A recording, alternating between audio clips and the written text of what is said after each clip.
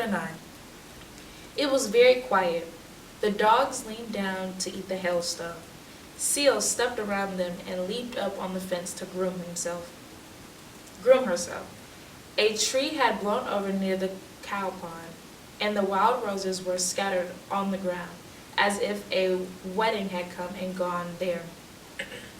I'm glad I saved an armful, was all that Sarah said. Only one field was badly damaged, and Sarah and Papa hitched up the horses and plowed and replanted during the next 2 days. The roof had held. I told you I know about roofs, Sarah told Papa, making him smile. Papa kept his promise to Sarah. When the work was done, he took her out into the field, Papa riding Jack, who was sly, and Sarah riding Old Bess. Sarah was quick to learn. Too quick, Caleb complained to me as we watched from the fence. He thought a moment. Maybe she'll fall off and have to stay here. Why? He asked, turning to me. Why does she have to go away alone? Hush up, Caleb, I said crossly. Hush up. I could get sick and make her stay here, said Caleb. No, we could tie her up. No. And Caleb began to cry, and I took him inside the barn where we could both cry.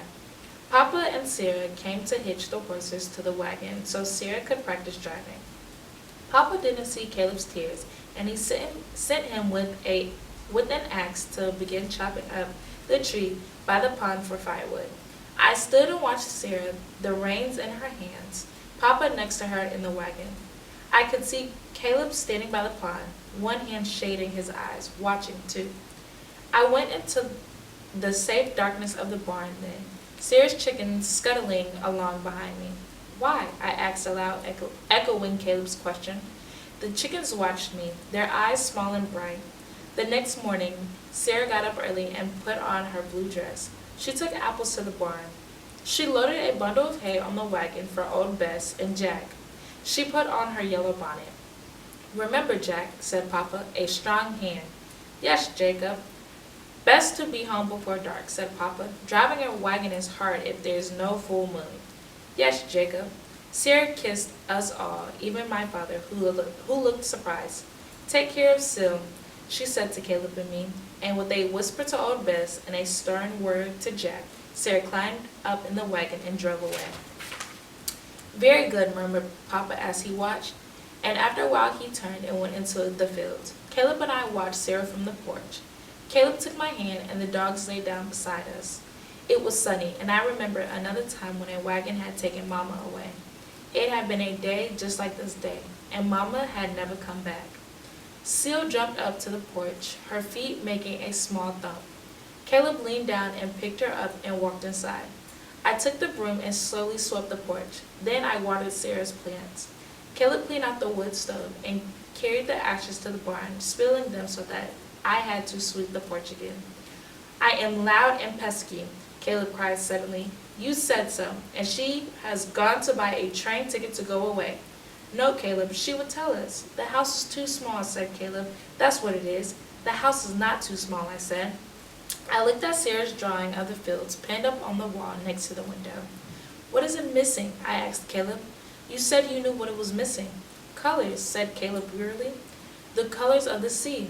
Outside, the clouds moved into the sky and went away again. We took lunch to Papa, cheese and bread and lemonade. Caleb nudged me. Ask him. Ask Papa. What has Sarah gone to do, I asked. I don't know, said Papa. He squinted at me. Then he sighed and put one hand on Caleb's head and one on mine. Sarah is Sarah. She does things her way, you know. I know, said Caleb very softly. Papa picked up his shovel and put on his hat. Ask if she's coming back, whispered Caleb. Of course she's coming back, I said. Seal is here. But I would not ask that question. I was afraid to hear the answer. We fed the sheep and I set the table for dinner. 4 plates. The sun dropped low over the west fields. Lottie and Nick stood at the door, wagging their tails, asking for supper. Papa came to light the stove, and then it was dusk. Soon it would be dark. Caleb sat on the porch steps, turning his moon snail shell over and over in his hand. Seal brushed back and forth against him. Suddenly, Lottie began to bark, and Nick jumped off the porch and ran into the road. Dust! Cried Caleb. He climbed the porch and stood on the roof. Dust! And a yellow bonnet! Slowly the wagon came around the windmill, in the barn, and the windbreak, and into the yard, the dogs jumping happily beside it. "Hush, dogs," said Sarah, and Nick leaped into the wagon to sit beside Sarah. Papa took the reins, and Sarah climbed down from the wagon. Caleb burst into tears. "Seal was very worried," he cried. Sarah put her arms around him, and he wailed into her dress. "And the house is too small," we thought, "and I am loud and pesky." Sarah looked at Papa and me over Caleb's head. "We thought you might be thinking of leaving us," I told her, "because you miss the sea." Sarah smiled. "No," she said, "I will always miss my old home, but the truth of it is I would miss you more." Papa smiled at Sarah, then he bit quickly to unhitch the horses from the wagon. He led them to the barn for water. Sarah handed me a package. "For Anna," she said, "and Caleb, for all of us." The package was small, wrapped in brown paper with a rubber band around it.